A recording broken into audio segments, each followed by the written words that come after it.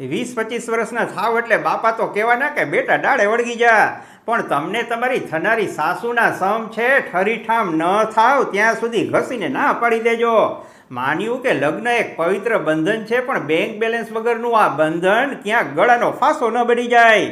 બાપા ભલે ગમે તેટલા રૂપિયાવાળા હોય, પણ બાપાને પૈસે પત્નીના બ્યુટી પાર્લરના બિલ ચૂકવવા કે હનીમૂનના પેકેજમાં જલસા કરવામાં જરાય મર્દાનગી નથી. ઘણાના બાપાને તો વળી વારસદાર જોવાની બહુ ઉતાવળ, વંશવેલો વધારવાની બળતરામાં કંઈક યુવાનોની જિંદગી બરબાદ થઈ ગઈ છે.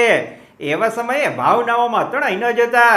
વારસદાર તો લાવી દેશો, પણ એ વારસદારના ડાયપર અને મોંઘા ભાવની પ્રામ ગાડીઓના ખર્ચા શું બાપાના પેન્શનમાંથી કાઢશો? જોન્સન બેબી સોપની સાબુની એક ગોટીના 150 રૂપિયા બોલે છે બજારમાં. લગ્નની ઉતાવળ કરી તો તમારા ભટુરિયાને સાદા સાબુથી નવડાવવાના વાંધા થઈ જવાના. રખેને જો તમારા બાપા બહુ ઉતાવળ કરે અને કહે બેટા લગ્નનો બધો ખર્ચ હું ઉપાડીશ, તું ખાલી મંડપમાં બેસી જા, તો એમને એક સ્માર્ટ જવાબ આપીને કહેજો કે એ રૂપિયા લગ્નના જમણવાર કે ડીજે પાછળ ઉડાવવા કરતા મને કોઈ સારો ધંધો કરાવી આપો. ને ભણતા હોય તો કહેજો મારા આગળના અભ્યાસ પાછળ રોકો.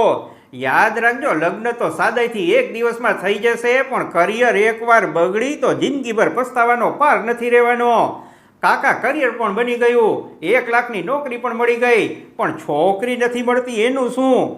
એવું જ હોય તો કમેન્ટ કરીને મને જણાવો, હું મસ્ત આઈડિયો આપીશ. નમસ્કાર.